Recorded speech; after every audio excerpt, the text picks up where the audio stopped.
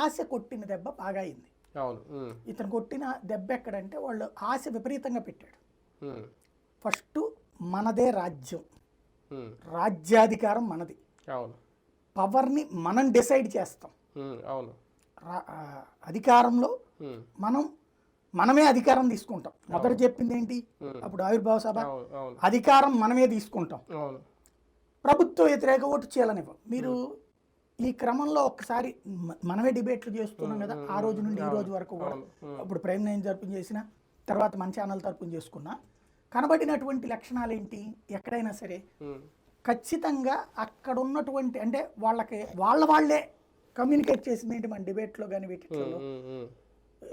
మీరు ఎట్టా అంటారు అట్లాగా పవర్ మాదే, చంద్రబాబు నాయుడు పక్కన కూర్చోవడమే, బాబు మాకు మద్దతు ఇవ్వడమే అనే దశతో ప్రారంభమై వాళ్ళ ఆలోచన.